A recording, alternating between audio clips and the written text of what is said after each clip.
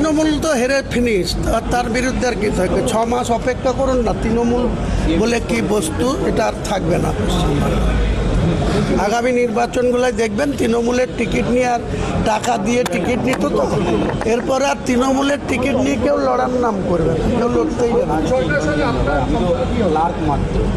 দেখুন, নতুন সরকার ভালো কাজ করবে এটাই আমি আশা ব্যক্ত করব।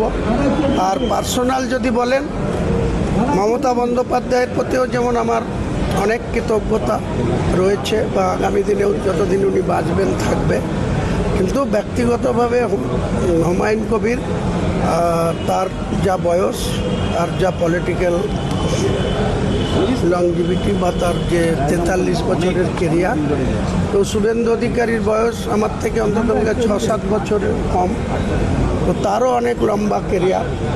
ব্যক্তিগত শুভেন্দু অধিকারীর সঙ্গে বর্তমান মুখ্যমন্ত্রীর সঙ্গে আমার সুসম্পর্ক রয়েছে। রাজনৈতিক বিরোধিতা থাকবে, বিজেপির বিরোধিতা থাকবে, আমার আমজনতা পার্টির পক্ষে থেকে শ্রীবৃদ্ধি করার জন্য, পার্টিকে শক্তিশালী করার জন্য আমার পদক্ষেপ থাকবে। দেখুন না, বাবরি মসজিদ রাম মন্দির করে ভারতবর্ষের ক্ষমতায় এসছে।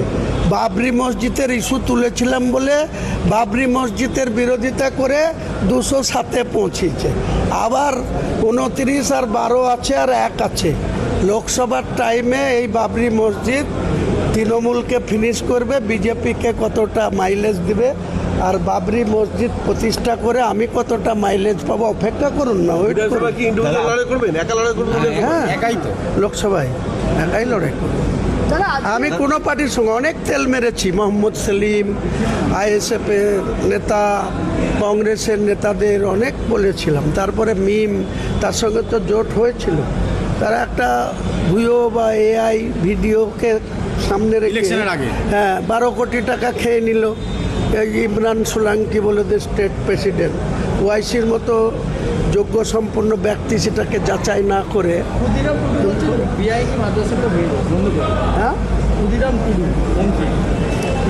দেখুন, বলা অনেক সহজ, আমার অভিজ্ঞতা দিয়ে বলছি। ভারতবর্ষের দেশ চালাচ্ছে বিজেপি, 25 বছর ধরে গুজরাট চালাচ্ছে, কখনো আসাম চালাচ্ছে, কখনো উড়িষ্যায় এসছে। মুখে বলা যতটা সহজ, কাজে করে দেখানো অনেক কঠিন আছে। আমি মনে করি শুভেন্দু অধিকারীর নেতৃত্বে যে সরকার ক্ষমতায় আসার জন্য অনেক কিছু বলেছে, শুধু দেখতে থাকুন, তারা মানুষের জন্য কাজ করুক, তাহলে আরও তাদের শক্তিশালী হবে। যারা লক্ষ্মীর ভাণ্ডার পাচ্ছিলেন তারা সবাই অন্নপূর্ণা ভাণ্ডার পাবেন। আমি আবার রিপিট করছি, যারা লক্ষ্মীর ভাণ্ডার পাচ্ছিলেন তারাই সবাই আবার অন্নপূর্ণার ভাণ্ডার পাবেন। এদের মধ্যে যাদের নাম বাদ গেছে, 91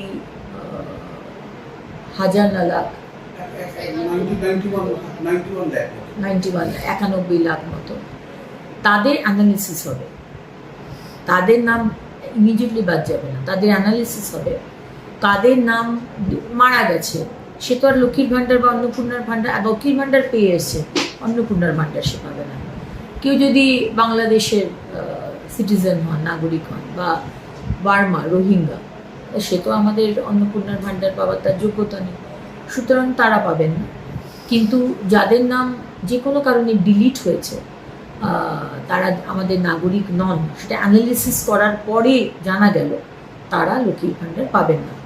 এর থেকে আলাদা করে রাখা হয়েছে যারা ট্রাইব্যুনালে আপিল করেছে, যাদের নাম কাটা গেছে এবং যারা ট্রাইব্যুনালে আপিল করেছে তারা কিন্তু এখনও লক্ষ্মীর ভাণ্ডার পাবেন। তাদের নাম কিন্তু কাটা যাবে না, বিকজ তারা আপিল করেছেন, তারা প্রসেসে রয়েছে। এবং যারা সিএ এর জন্য আপিল করেছেন তারাও কিন্তু অন্নপূর্ণার ভাণ্ডার পাবেন, তাদের নামও কাটা যাবে না।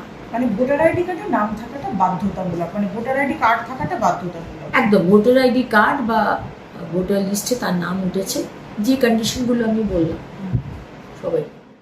ভাণ্ডারের জন্য কি অনলাইনে অ্যাপিল করা যাবে? দেখুন, অন্নপূর্ণার ভাণ্ডার আমি শুনছিলাম যে এতদিন তো দুয়ারের সরকারের মাধ্যমেই হয়েছে, কিন্তু আমি আমার ডিপার্টমেন্টের সাথে কথা বলে আমি অলরেডি বলে দিয়েছি অন্নপূর্ণার ভাণ্ডারে অনলাইন কমপ্লিটলি এখনই ব্যবস্থা করতে, ইমিডিয়েটলি অনলাইনেই, যাতে সমস্ত মানুষ যে 1 পাস 2 পাস বা যে হয়তো শিক্ষাটা পাননি, হয়তো মানে শিক্ষিত নন, এতটা ইজি করা হবে এই অ্যাপ্লাই করার পোর্টালটাকে যে কেউ মানে পোর্টালে গিয়ে অ্যাপ্লাই করতে পারে। সুতরাং অনলাইনে অন্নপূর্ণার ভাণ্ডার আমার প্রত্যেকটি বাংলার মা বোনেরা যাতে অ্যাপ্লাই করতে পারে, আমরা কিন্তু সেই ব্যবস্থা করছি ইমিডিয়েটলি। কারণ কি মাননীয় মুখ্যমন্ত্রী বলে দিয়েছেন যে 1 জুন, মাইন্ডেড 1 জুন থেকে আমরা যা যা প্রতিশ্রুতি দিয়েছিলাম, 3,000 টাকার অন্নপূর্ণার ভাণ্ডার এবং সরকারি বাসে মা বোনেদের কোনো ভাড়া দিতে হবে না, এই দুটো আমরা চালু করতে শুরু করেছি। মেট্রো নিয়ে আপনারা একটা সিদ্ধান্ত নিয়েছেন, দীর্ঘদিন ওই ব্রিজটার জন্য আটকে ছিল, কি ঠিক সিদ্ধান্ত হয়েছে যদি একটু বলেন? দপ্তর থেকে অলরেডি কালকে চিঠি পাঠিয়ে দেওয়া হয়েছে কাজটি শুরু করার জন্য। সামান্য একটি কাজ, আমি জানি না কী কারণে আগের সরকার এই কাজটিকে বন্ধ করে রেখেছিল। সামান্য একটি কাজ যে কারণে কোটি কোটি মানুষের অসুবিধা হয়েছে, ভোগান্তি হয়েছে। সত্যি আমি বলতে পারবো না কেন তারা বন্ধ করে রেখেছিল, কিন্তু আমাদের সরকার আসার পরেই দপ্তর থেকে চিঠি দিয়ে দেওয়া হয়েছে কাজ শুরু করার জন্য।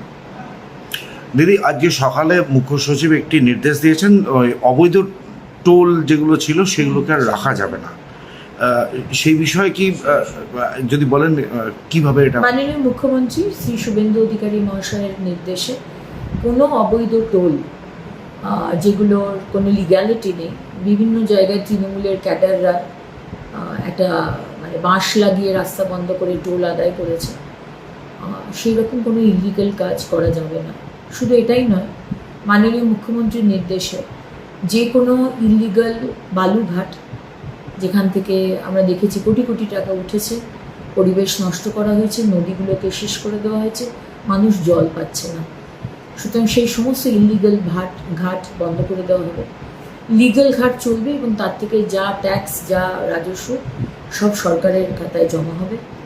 এবং সেম ইলিগাল কোল মাইন্স, কয়লা খনি, যারা বিভিন্ন টিএমসির ক্যাডাররা, নেতারা, মন্ত্রী টন্ত্রী সব চালাতো, সেগুলো সমস্ত বন্ধ করে দেওয়া হবে। শুধু লিগাল যে কোল মাইন্স সেটাই চলবে এবং তার সমস্ত রাজস্ব সরকারের খাতায় জমা হবে। 5টা মিউনিসিপ্যালিটি মানে পুরসভার মনিটরিং চলবে, এই বিষয়টা যদি একটু বলেন। মাননীয় মুখ্যমন্ত্রী শ্রী শুভেন্দু অধিকারীর নির্দেশে আমাকে সিএম সাহেব নির্দেশ দিয়েছেন আমার আন্ডারে যে 128টা মিউনিসিপ্যালিটি এবং কর্পোরেশন, প্রত্যেকটি মিউনিসিপ্যালিটি এবং কর্পোরেশনের সিসিটিভি ক্যামেরা আমার ঘরে থাকবে। কে কখন ঢুকছে, কখন বেরোচ্ছে, অফিস টাইম মেনটেন করা হচ্ছে কিনা, বা আর যা যা বিষয়। দেখুন, আমরা যে চেয়ারটা পেয়েছি সেটা কিন্তু জনতা আমাদের দিয়েছে এবং আমাদের যে দায়িত্ব দেওয়া হয়েছে, কাজের দায়িত্ব, সেটা আমাদের করার কর্তব্য। সুতরাং প্রত্যেকে নিজের কাজটা যদি ঠিকমতো আমরা করি, তাহলে কিন্তু রাজ্যটা অনেক দূর এগিয়ে যেতে পারে। আমাদের অন্যদের দিকে দেখতে হবে না, নিজের কাজটাই শুধু সুষ্ঠুভাবে করতে হবে। মনিটরিংটা এতদিন ছিল না, এবার থেকে কিন্তু এই সরকারের মনিটরিং শুরু হবে। সুতরাং আমি আশা করব আমার টিম, আমার